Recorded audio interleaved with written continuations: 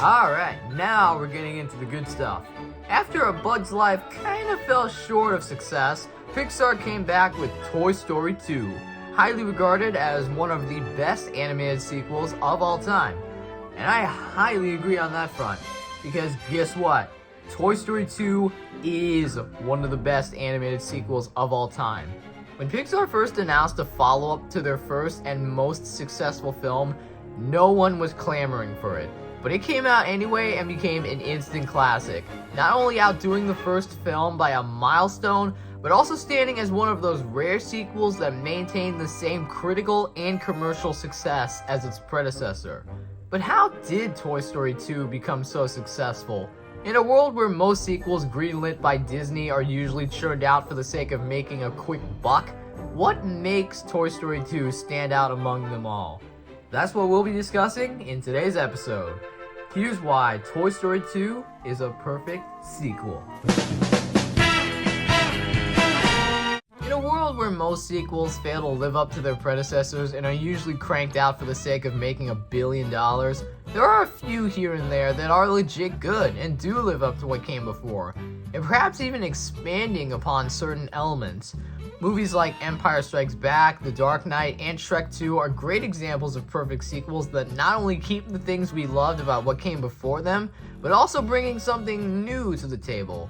And Toy Story 2 is no exception. It takes everything that worked about the original film and not only maintains the same humor and emotion, but also gives us a brand new story with brand new themes and brand new characters.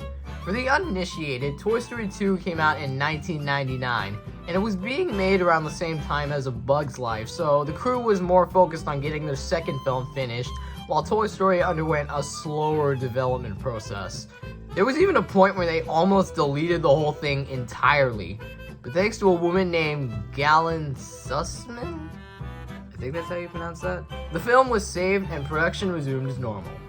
The basic premise of Toy Story 2 is that Woody is kidnapped by a toy collector, prompting Buzz and the rest of the toys to adventure outside of Andy's house to rescue him.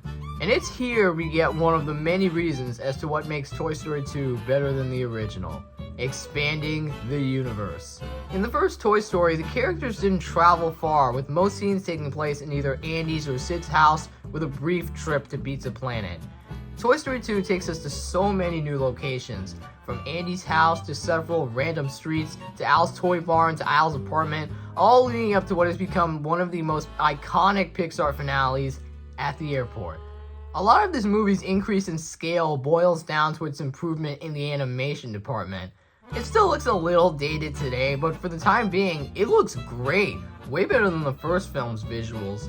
The characters move and talk more smoothly, and the set pieces just keep getting bigger and bigger. Speaking of bigger, this movie also gives us a bigger cast than in the first film.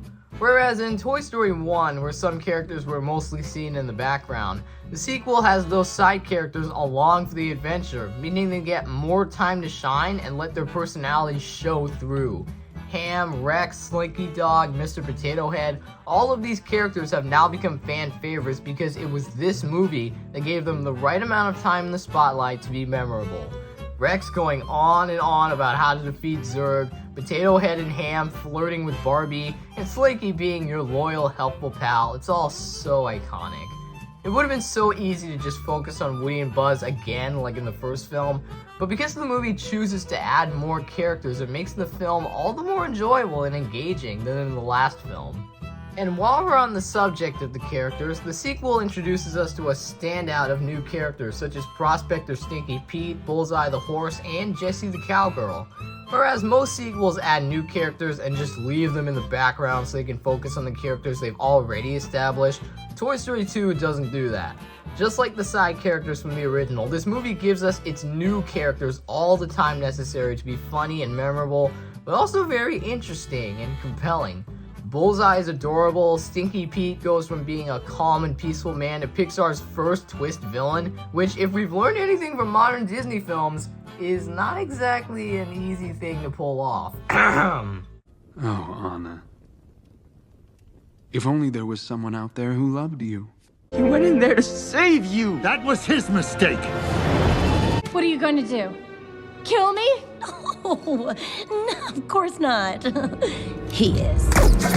No! But the biggest standout of these new characters is Jessie. She doesn't shine as much in the later movies after this one, and it's kind of a shame because she's perfect here. Also, hot take, this is the only film in the series where it actually sounds like Joan Cusack is trying. She brings so much life to Jessie. She's funny, she's so full of energy, and then never again, to be honest. She doesn't get nearly as much screen time in 3, and especially in 4, which sucks because she shines the brightest out of all the characters in this movie. Plus, the When She Loved Me sequence. Need I say more? That's just the icing on top of the cake. It gives us Jessie's entire backstory without having to say a single word. Just beautiful music and heartbreaking scenes. Oh my god, why doesn't Pixar make scenes like this anymore? But yeah, Jessie is a great character, and like I said before, is given all the screen time she needs to make you care for her. A lot. The biggest element that makes Toy Story 2 a perfect sequel is its improvement in narrative. Toy Story 1 was great at being relatable. A Bug's Life tried to be its own thing. But Toy Story 2 did something Pixar hadn't achieved yet that we now expect to see in most Pixar films and general modern film media today. Emotional storytelling. Toy Story 2 is a story about abandonment, family, and love, but at its center, it's a coming-of-age story where Woody has to learn to grow up and move on in his life without Andy and be okay with it. The story is about acceptance of what has come in the past and what is to come in the future. It's a deconstructive look at what it means to be a toy and whether it's worth giving into the struggles of your kid growing up and eventually leaving you. In the end, it's great that Woody decides it's worth it to stick by Andy and give Jessie and Bullseye another chance to be loved by a kid again. They know all the fun will end one day, but even when they're miles apart, living out different lives or exploring new horizons, they'll always have each other. You still worried? About Andy? Nah. It'll be fun while it lasts. I'm proud of you, cowboy. Besides, when it all ends, I'll have old Buzz Lightyear to keep me company. For infinity and beyond. So yeah, Toy Story 2 really is one of the best sequels to ever be made. It expands the world of Toy Story and gives us more of the old characters while bringing new ones to the table. It continues the story in a bold direction by introducing new themes and messages about life. It's funny, it's engaging, it's emotional. It without a doubt stands as not just one of the best animated sequels, but also one of the best films in general to exist. What can I say? Everyone loves it, everyone knows it's an awesome film. What else really is there to say? Stay tuned for my review of Toy Story 3. Until then, to infinity and beyond.